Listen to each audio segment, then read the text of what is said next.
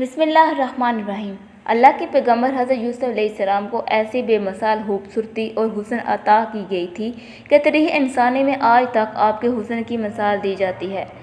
شاعر اپنی شاعری اور اپنا قصہ گو اپنی کہانیوں میں حضرت یوسف علیہ السلام کی خوبصورتی کا ذکر کثرت سے کرتے آئے ہیں۔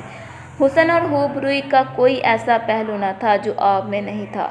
یوسف علیہ السلام کی نیک اخلاقی، بردباری اور نرم مزاجی نے حسن اور خوبصورتی میں مزید اضافہ کر دیا تھا۔ کوئی شخص بھی حضرت یوسف علیہ السلام پر پہلی مرتبہ دیکھنے پر ہی آپ کے حسن کا قائل ہو جاتا، مگر آپ کی بے مثال خوبصورتی کا ایک عالمناک پہلو یہ بھی تھا کہ اسی حسن کی وجہ سے آپ کی زندگی بہت سی مشکلات کا شکار ہوئی اور آپ کا حسن ہی آپ کے مصائب اور مشکلوں کا سبب بن گیا۔ حضرت یوسف کے والد کا نام یعقوب تھا، جو خود ایک جلیل القدر نبی تھے۔ حضرت یعقوب کے 12 بیٹے تھے، لیکن حضرت یوسف کی خوبصورتی اور معصومیت کی وجہ سے آپ کو ان سے زیادہ محبت تھی۔ حضرت یوسف کو اپنے دوسرے بیٹوں پر فوقیت دیتے تھے، لہذا حسد میں آ کر ایک دن حضرت یوسف کے بھائیوں نے دور صحرا میں ایک کنویں میں پھینک دیا۔ اگر آ کر حضرت یعقوب کو جھوٹ بولا کہ ایک بھیڑیا چیڑ پھاڑ کر کھا گیا ہے۔ اس پر یوسف کی قمیض لے کر روتے روتے اپنے حجرے میں چلے گئے۔ آپ کافی عرصہ یوں ہی روتے رہے اور اپنے بیٹوں سے ناراض رہے۔ ادھر ایک قافلہ کنویں کے پاس سے گزرا، انہوں نے حضرت یوسف کو باہر نکالا۔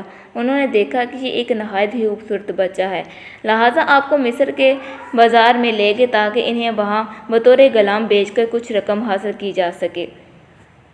عزیز مصر نے جب یوسف کو دیکھا تو بہت ہی متاثر ہوا اور اچھی قیمت دے کر انہیں خرید لیا اور انہیں اپنے محل میں لے آیا۔ اس نے اپنی بیوی سے کہا کہ اس غلام کو اچھی طرح پرورش کرو۔ روایتوں میں آتا ہے عزیز مصر کا اصل نام عطریف بن اروحیب تھا اور وہ مصر کا وزیر تھا، اور اس کی بیوی کا نام زلیخا تھا۔ حضرت یوسف عزیز مصر کے محل میں زلیخا کی نگرانی میں پلے بڑھے اور جوان ہوئے۔ جب آپ پر عالم شباب آیا تو خوبصورتی اور حسن میں مزید اضافہ ہو گیا۔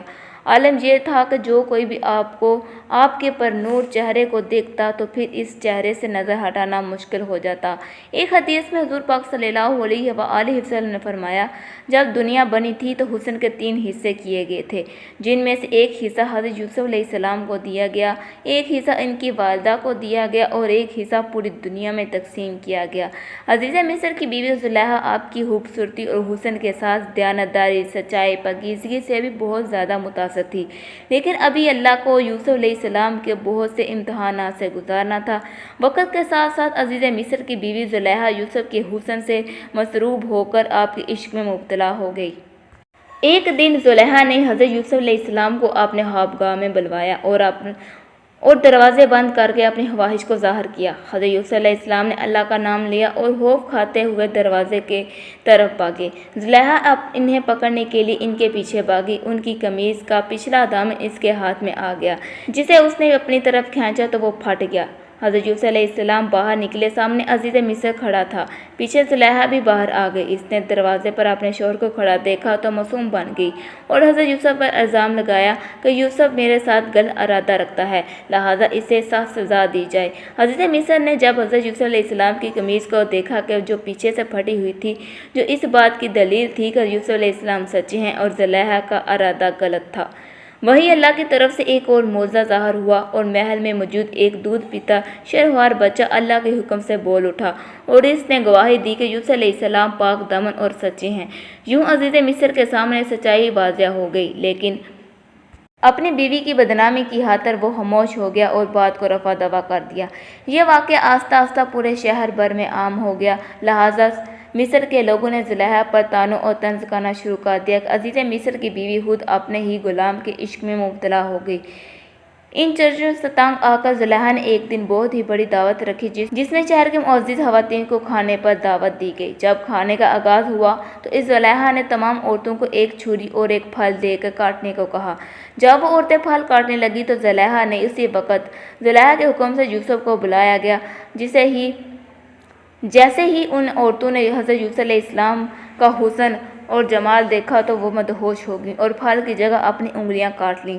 لہٰذا ایسے خوبرو نوجوان کو دیکھ کر عورتوں نے اپنی انگلیاں کاٹ لیں۔ دل آ جانا کوئی بڑی بات نہیں، اس واقعے کے بعد ہر روز مصر کی کوئی نہ کوئی عورت حضرت یوسف علیہ السلام سے رابطے کی گزارش کرتی، لہٰذا آپ نے اللہ سے دعا کی کہ ان سے نجات مل جائے۔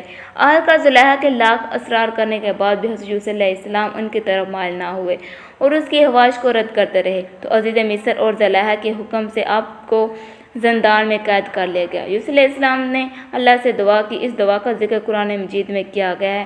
حضرت یوسف نے کہا، اے میرے پروردگار، جس کام کی طرف وہ مجھے بلا رہی ہیں اس سے بہتر تو قید خانہ ہے۔ آپ تقریباً 10 سال جیل میں قید رہے۔ مصر کے بادشاہ نے آپ کو کس طرح آزاد کیا؟